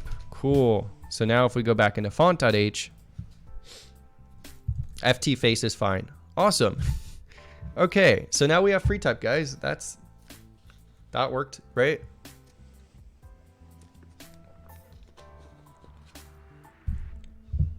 Trying to use C++ libraries is what made me stop using C++. Yes. Unfortunately, C++ libraries are a huge pain. I want to make a video on them pretty soon on my YouTube channel, just like a tutorial going through how to use C++ libraries as pain-free as possible. What I try to do when I'm coding C++ is make it as pain-free as possible for anybody who wants to use my code. So that's the whole reason I have that Bootstrap file that I made. Like, right, if you want to develop using this code, you should be able to just like download my code and then say build, and then it just works. Like, that's all you should have to do. And so many library developers, I feel like, only develop on Linux, and so they don't think about making it easy to compile things for people on Windows, which is kind of annoying because they'll use make and stuff, and I try and make it so that you can use whatever build system you want, but it's all good. You eventually get it working and hopefully figure things out and stuff. Let me go back into debug mode too, real quickly. But yeah, come to Java, yes. Thanks, SE Woods. Hopefully it's a great tutorial series. Okay, so we've basically got all this stuff now. I want to go ahead and copy the font.cpp. So let's go into here, somewhere in here, renderer. Okay, there we go. And we'll copy all this. And I'll sort of go through what's happening in here too, because I want to double check this code too and make sure it's what I want. So let's go into here, open this up, and render. Okay, can open that up here too. So we need a font.cpp. Okay, and I'm gonna paste that in. And then I'm gonna go ahead and that should be fine. Oh, I called it font, not fonts. Okay, there we go. And then this is gonna be Minecraft. And we're good, cool. Okay, so what's going on in this file? I don't know. I haven't looked at this in a while, so let's figure it out together. Okay, it looks like everything is good though. So basically what I think is going on, so we have this renderable char, which is just character info. So like if you're ever trying to render a character, this gives you like the texture coordinates, I guess the advance and the bearing, which are two things you need to position the characters correctly. So yeah, that's good. And then if it doesn't contain it, then I just return an empty glyph, I guess. Okay, so ASCII range. So I get, this is all the printable ASCII characters. And then kerning but kerning doesn't work. So kerning is another font metric that you can use to like position your letters correctly when you're printing out a string. This isn't working correctly though, so I'll have to double check this. Okay, so anyways, what happens? It looks like we need to initialize this library. So when we initialize this library, it initializes free type. And then when we load a font, we give it a file path. This returns a font pointer. We give it a font size, which is just kind of like an abstracted thing, right? It's just a uint32, but you can pass in like how many pixels you want. So I can say like pix for pixels and then em for em, and it should give me like those different font sizes, which is good. I think only pixels works right now though. Okay, so anyways, I checked to see if we already have that font loaded, I guess. What does get font do? So this basically just looks to see if we have it loaded. So that's cool. So it checks to see if we have it loaded. If we do have it loaded already, it returns that. If we don't, then we load the new font. So we load the font face. We new it up using free type, the font face. And then I basically print errors if I need to. We set the character size, which is basically just the font size times 64. So it looks like I'm using pixels here. I'm not sure completely. Okay. Yep, so then we set the size, and then we're generating the texture.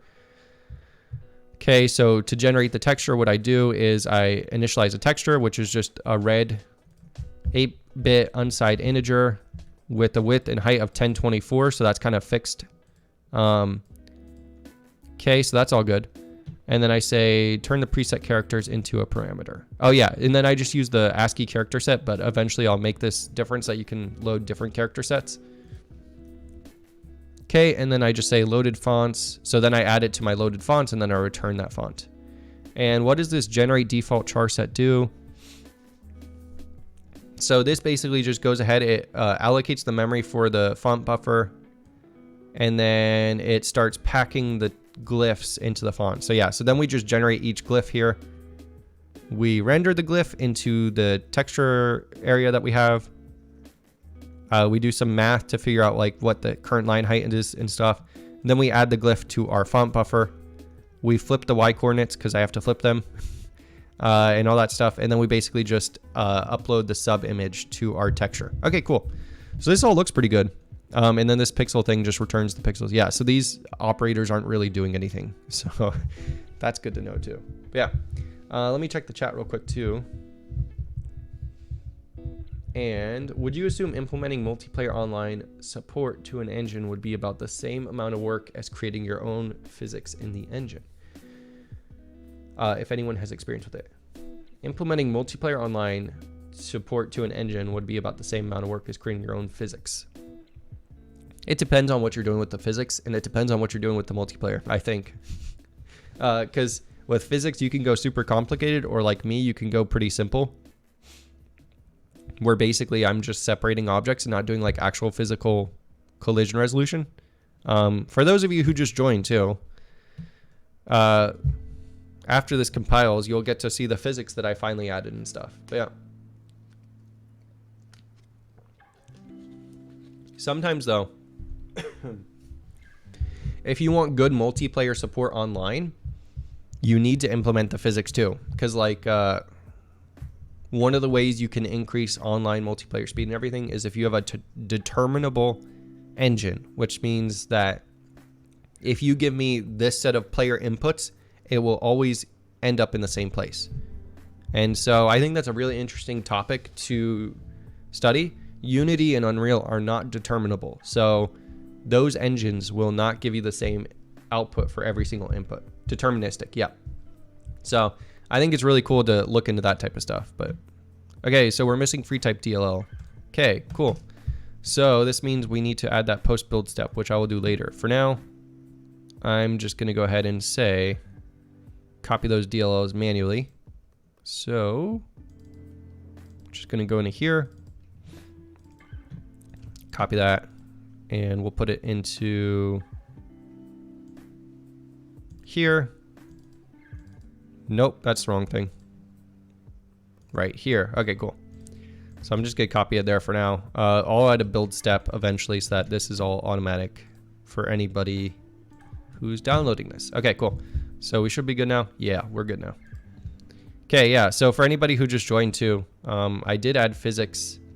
It's jittery right now, so this box is kind of jittery, but I have a few things to fix up, but for the most part, it's working good, which is good. Yep, so you can add as many rigid bodies as you want into, I only support box colliders for now, but yeah, that's pretty cool. I'll work with that a little bit more later. And Unity does have online support. I think they have multiplayer support and everything. The only thing is, it's like you'll have to come up with your own scheme of like sending data back and forth, I'm pretty sure, which is pretty standard for most game engines.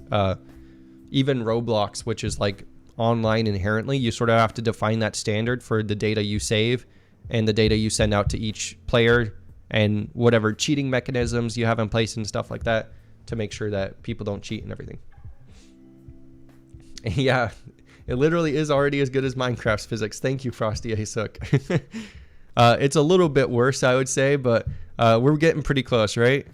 Okay, so we need to add in that font now. So basically, we should be able to go into our application first of all. So if I go into application where we initialize everything, so I'm going to initialize the render, and then I'm going to say font init, which we can do if we include render/font. This is wrong. Init, nope. Fonts init. Okay, so I have font and I have fonts. That's gonna get confusing. Okay, anyways though, that's good. Let me just open this back up so I can see how this works. Okay, so sorry about that, guys. If you could hear me like sniffing and stuff. Okay, so we got this face stuff. We have this initialize. We can load fonts. We can unload fonts. We can get fonts. That's all well and good. So let's go get a font real quick. Let's go to the font. Actually, I think I have a Minecraft font already installed. Let me just double check. So let me just go to my fonts. Do I already have a Minecraft font? I think I do somewhere in here. So that's kind of pixelated, but not what I'm looking for. I think it's just called like Pixel too. Yeah, Pixels Medium. Cool. This is kind of Minecrafty, right? So if I just go into here, I want to actually open up the file. Let's just copy that real quick, and I'll paste it into my assets here. We'll say fonts. Right there. Paste that. Cool. Pixels.ttf. So let's try and load that now. Let's go into, I guess, world, which is where I'm doing everything right now. We'll eventually abstract all this stuff out. We'll say font, which I need to include up here. So we'll say include render font. And down here, we'll say font load. No, fonts load. Okay, font. I'll say this was in assets/fonts/pixel.ttf. Font size is going to be, what did I call it? I think I was like 32px. This might have to be in quotes though, since this is like a C++ operator. Nope, I think that's good. Okay, cool. So that works. Char range, which is the default char range. Okay, so that's fine. Cool. So this should load ASCII font set in that font. Also, it's raining pretty hard by me and it sounds awesome. I hope you guys can hear that, but I don't think you can. Okay, so now that we load that font, I'm going to go down to where we have our update and let's try and draw some text, which we need to add to our renderer as well. So let's go back. I'm going to close that out and that out and that out. Okay, so let's go back into the renderer. And we're going to use this now. So we should be able to pass in a string and a font. And this should all just sort of work. Just making sure that I have font declared up here. I don't think I do. So we'll say struct font for declare that. Okay, and then if I go back into here, we can uncomment this thing out. And the way this works is, yeah, okay, so the way this works, I'm going to go ahead and include our font library real quickly. So we'll say include render/font. Okay, cool. And go back down here, wherever that was. Was that here? Nope. Okay, so filled circle, triangle, texture, and font. Okay, cool. So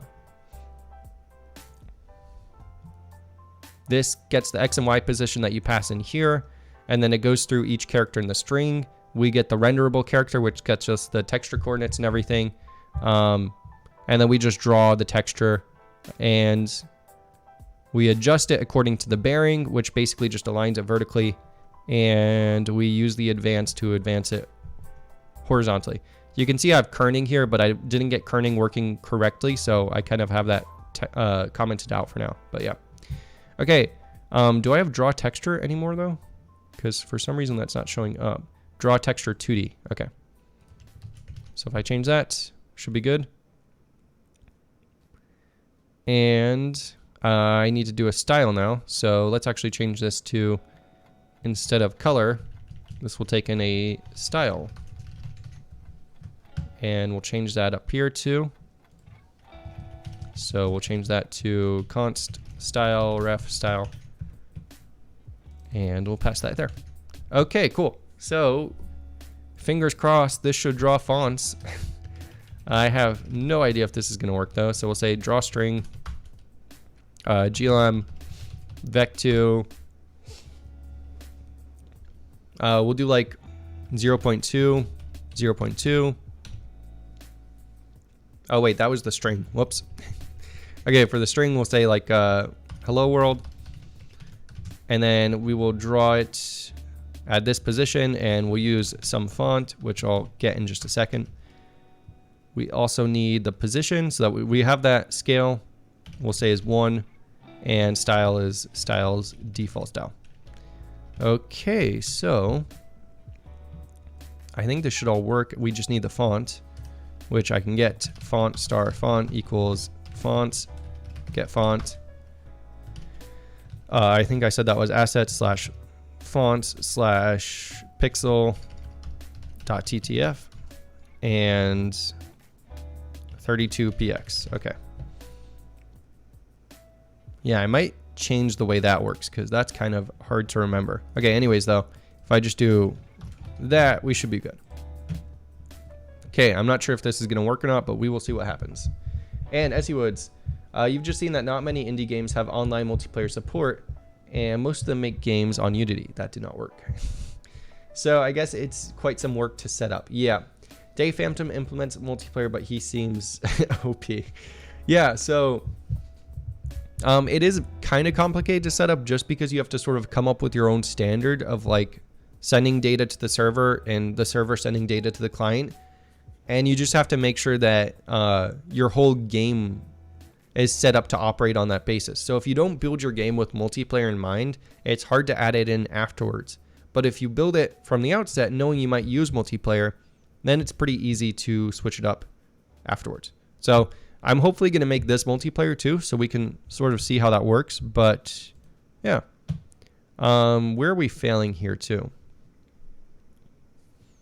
It looks like we're failing on this get char info. So find, see, what's character map? Character map is null, so that's why. Which is weird, because... Oh, I should probably check and see if this exists. What does this return? Yeah, we return null pointer if this is not right. So that's probably where I'm going wrong. Real quickly. Okay, I think this is all the same. Let me just copy that, though. Copy that. Okay, so that's fine. So we'll say if font, then do this. Okay, I have a feeling we're just not getting the font. So let's see if this works. We should hopefully not crash now. Yeah, okay, so we're not crashing anymore. That's good. but I want this to work. So let's see if we're generating the font all right. So we'll hit a breakpoint right there. Nothing ever works first try, right? You always have like a few tries before you get something working. Okay, so that's fine. Okay, so font library is initialized. That's good. We get the font. Did that work? No. Okay, so this is where we're breaking. Assets/font/pixel.ttf. I believe the only reason we're breaking there. Assets/font/pixels.ttf. Okay. Make sure you type your file paths correctly. Right? I mean, it's the simplest thing ever. Just don't mess that up. Okay. I probably should have logged. Oh, I did log something too. I just didn't see it because it got kind of overwritten. But anyways, let's see if that works now. Okay, we're almost there. I don't know if you guys can see that, but whoa. What happened to our world? Okay, that's not good. So I'll have to figure out what's going wrong there. Which is really weird. Let me see if I comment this out. Does that still do that? Yeah, dark mode.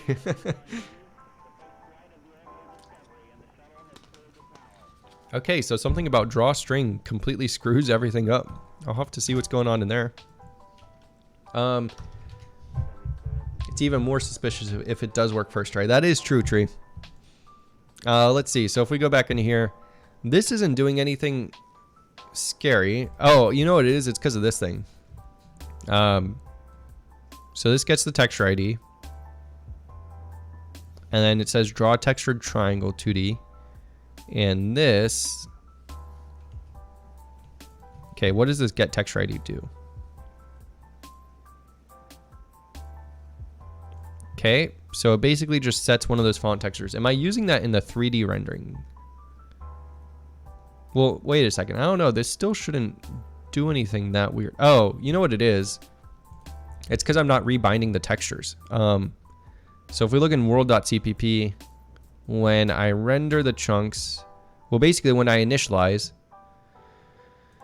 I load the world texture here. Load world texture. Okay, so I load the world texture. I bind it, but I never rebind it. And yeah, that's a problem. So let's go ahead and just do that. Copy that. And we will paste it right before we render our chunks. So that should be good. Okay, that should be good. Cool. So if I do that now.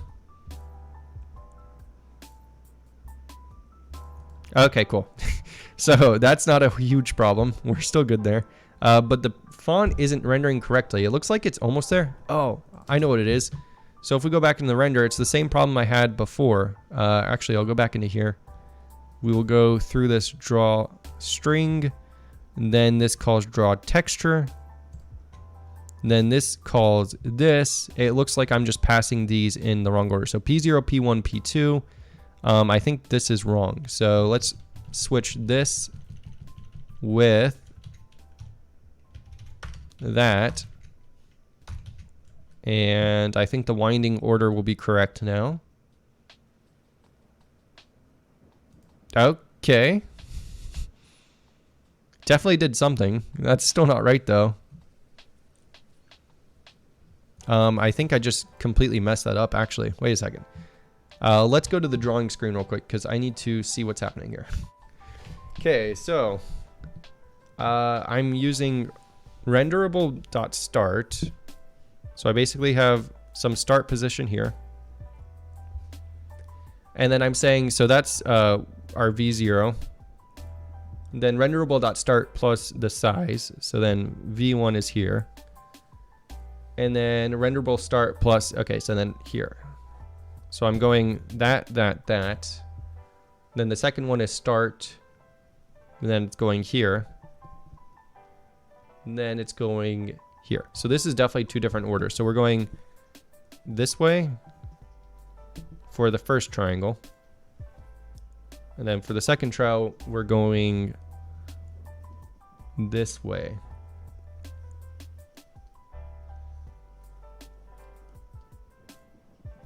Yeah, so those are opposite directions. So that's not good. So I basically just need to make sure I'm going in the correct direction. So let's go back to our code.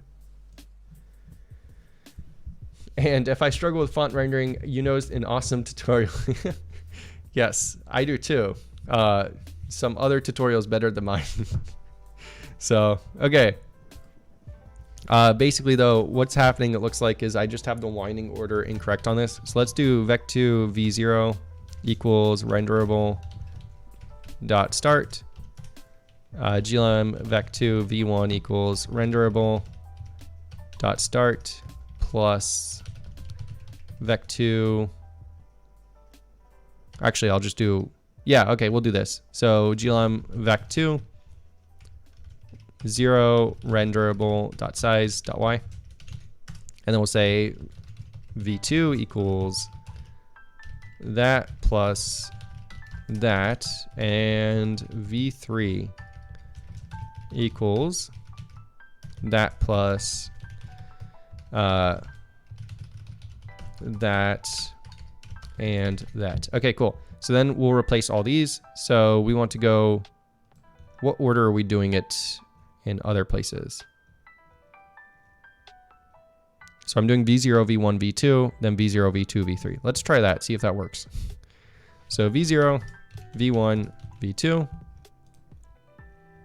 and a comma there. And then v0, v2, v3. v0, v2, v3. Okay, so let's see if that fixes up our problems. No, everything disappeared. So that definitely didn't fix up the problems. Let me actually think about this. We should be going v0, v1, v2 sounds right. Wait, no, we should be going v0, v2, v1 with the way I've set these up. And then v0, v1, v3. Okay. Wait. No. v2, v3. Okay, so that's right. I think this is how it should be. I don't know. Okay, yeah, so it looks like we're getting like half the triangle there still. And it's...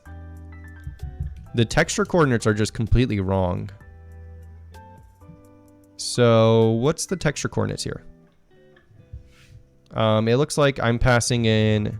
okay, UV1, UV2 in texture. So we want the UVs to match the vertices here.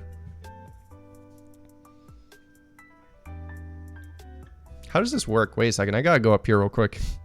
Draw texture triangle. So this basically just sets the UV. Okay, yeah, so we're passing in 3 UVs too. So let's add the UVs as well. So we'll say vec2 UV0 equals renderable.textchord start. glm vec2 UV1 equals renderable.textchord start plus vec2 0 renderable.textchord start or size dot y, and then uv2 equals renderable.textchord start plus renderable.textchord size, and vec2 uv3 equals that plus that dot x 0. Okay, cool. So now we can make the UVs match, which is what I should have been doing. So we'll say UV0, UV2, UV1, and we will match the UVs up here too. UV0, UV2, UV3. Okay. So now our UVs should match our vertices, so that's good. Definitely something we need. Okay, cool. So now we're getting the top half, the top left. So I guess this is the one that's messing up. So yeah, I think this should be V1. Let's see if this fixes that up. Oh, and then I also have to change the UV there too. But let's just see. No, that did not work. So change this to UV1. Let me just comment this out real quick just to see if it is that triangle that's messing up. Okay. Joe Mega, how's it going? You finished your string. Now you have the fun task of writing unit tests for it. Yeah. Unit tests are great, man. Okay, so it looks like we've got that first triangle working. I just need this triangle working properly, which is should be 0, 0, then 1, then 3. Or wait, no, this should be 0, then 2, then 3. Yeah, so that is right. That's weird. So that should be 0, 2, 3. I guess maybe I'll try 0, 3, 2. Change the winding order, see if that works out. We'll see. There we go. Hey, look at that. So I see ORLD, and it looks like we're missing our other stuff because they're not actually getting blended. That's something I'll have to fix. Basically, like, we need to separate any blended stuff and draw that first. Yeah, I think. I don't know. Let's draw this. Oh, wait. I think I just need to draw this here. And let's see if that works now. Hey, okay, there we go. Cool.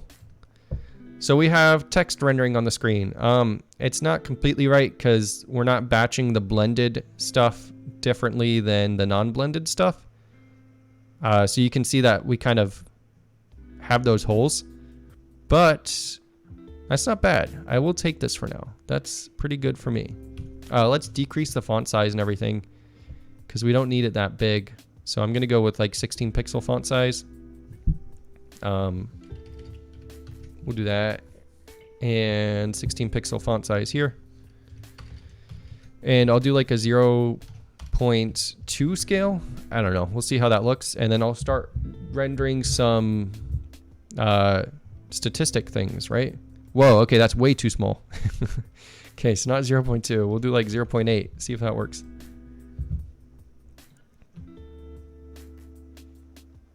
How's that look? Okay, that's a little bit better. That's still way too small though. So changing that font size really messed with things. Does this font only have capital characters? I don't know. I don't think it does. Actually, it might. I'll double check that because you're right. This shouldn't be capital if it doesn't. I'll change the font up and we'll see if that changes things. But let me change that to 2 real quick.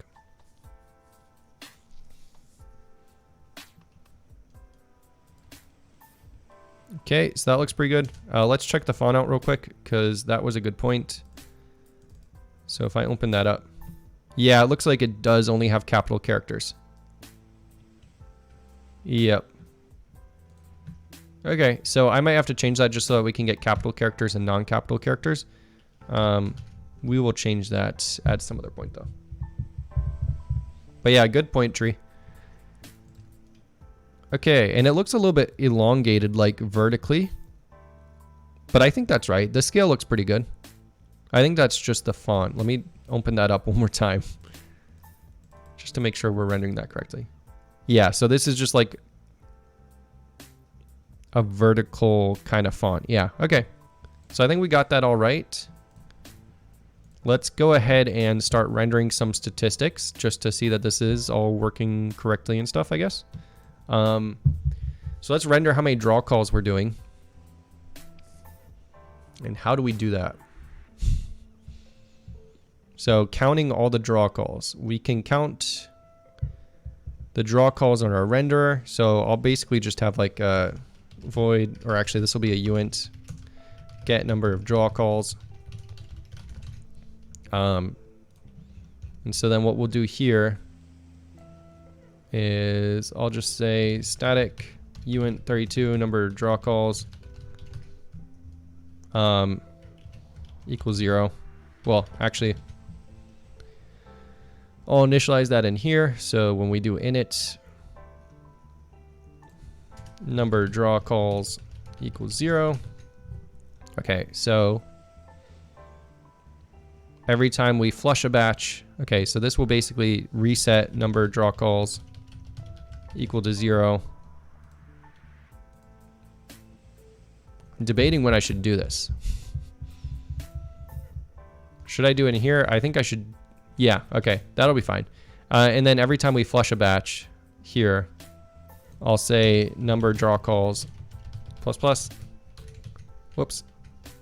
And then we will also do that right here when we flush this batch. Okay. So that should let us know how many draw calls are going on there. And then inside of here, we can basically cache that stuff. So we'll say UN32 number of draw calls equals 0. I'm actually going to do this before we do this. And we'll make this better in the future and stuff too, because all of this code is like so jumbled together. It should not be like this. So I'll refactor a lot after this stream. Okay, so we're going to go through all the chunks. If the chunk's loaded, we're rendering it. That's a draw call. So then we'll say number of draw calls plus plus.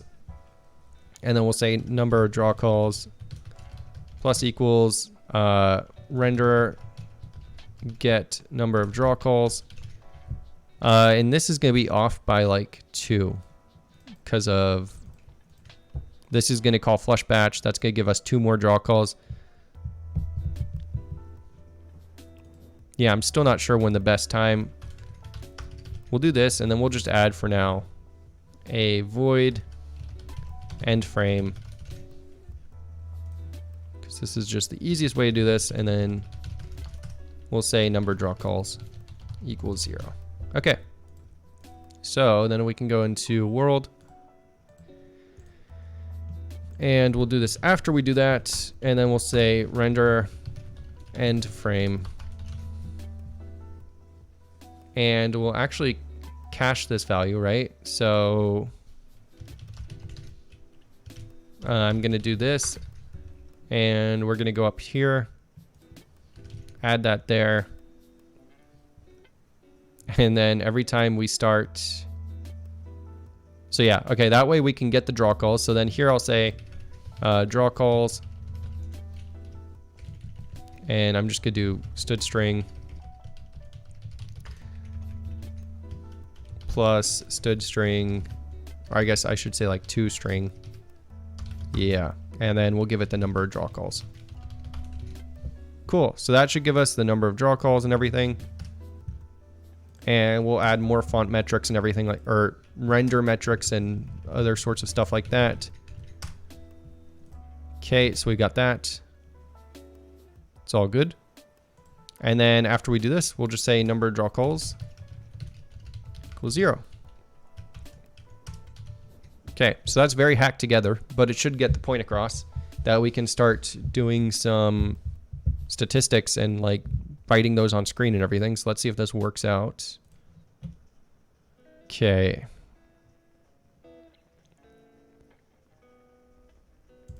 Did I must have called the wrong function there.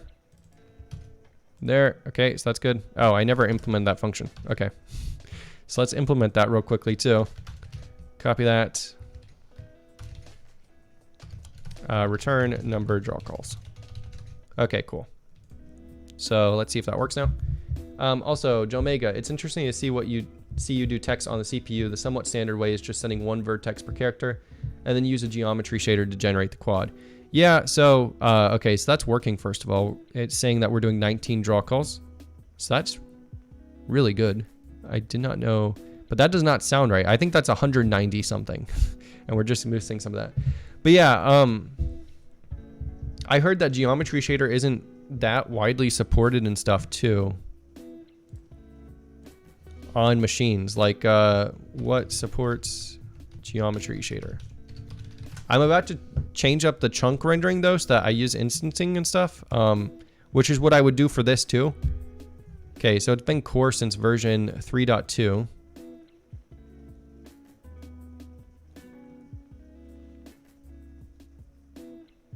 Yes, they're talking about instancing here and stuff too.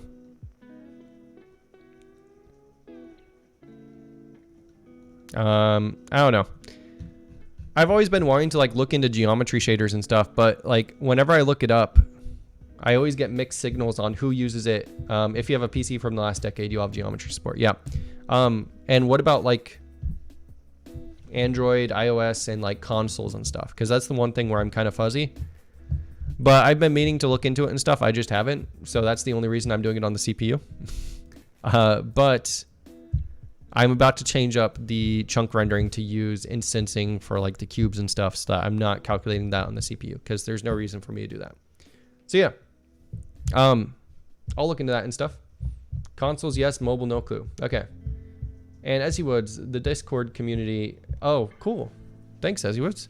I'm glad you like the Discord community. They're pretty cool people, and they have a lot of, yeah, they have a lot of good input and stuff. So let's go ahead though. I just want to add a few more statistics just so that we can.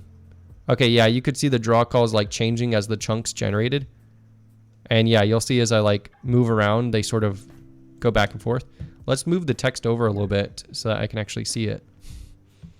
And then I will refactor all this off stream so that we can start drawing this a little bit better and stuff. Okay, so I'll move this to like minus 3, or actually I think like minus 6.0 should get me the left side of the screen.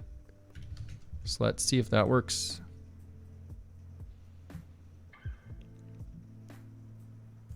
No, so that took me off the screen. I can see it sort of on the edge of the screen. Okay, so I'll do like minus 3.0. Maybe that's the left side of the screen. There we go. Yep, so that's left side of the screen. Cool. So you can see like we got the number of draw calls, and it sort of changes as we move around. I'm still not, I don't think I like this font that much. I might change it up in the future, but for now it works. It does its purpose, right? Let me just change the scale of it. Yep, cool. So I'm probably gonna change the font up after stream too, but that's pretty good. We got font rendering going. We have some artifacts on the bottom. That's probably just because I don't have it separated enough in the texture or something. So I'll add some padding around the different texture pieces so that we don't get that. But other than that, this is pretty good. We've got like basic rendering stuff going up. We'll be able to render different statistics, and this will help with debugging even more. So we're in a pretty good place, and I think we're like almost at a state where it's going to be pretty playable soon. Jomega, OpenGL 3.2 was supported since Android 6.0 iOS. No idea. Okay. Thanks, Tree. And Jomega. Oh, you said it was released on August 3rd, 2009. Okay, so it's been out for a while. And the new awesome shaders are mesh shaders. So you'd need an RTX 2000 or 3000 for it. Not sure about it. Is that how Unreal Engine is doing like their whole insane thing with like I forget what they call it, but basically where they deconstruct the mesh and everything and like just make one triangle per pixel? Because I have been interested on how they're doing that. It's just insane. Yeah, Nanite. Yeah, thank you. Yeah, because that's just insane, and I am curious as to how they are able to do that. But yeah. Okay, cool. But I feel like this is a pretty good place for where we're at right now. And I think in the next stream, what I'm going to do is like start implementing more gameplay mechanics. I need to like refactor all this code because it's getting super messy. So I'm probably going to work on that like off stream and stuff too. But yeah. There are some write-ups about it online. Okay. I'll have to check it out. I'm not sure if Unreal 5 is like, if they have the source code available to look at. I know Unreal Engine 4, you can look at the source code, but it's not open source. UE5 is open source. Okay, cool. So I'll have to check that out. But yeah, thanks guys for coming to the stream. I think we accomplished quite a bit today, and we're in a pretty good place. Hopefully by next stream, we start getting like more gameplay stuff implemented and everything. Yep. Pizza's ready. Cool. So perfect timing. All right, guys, but I will see you next week. Thanks for watching and everything though. And I'll see you guys then.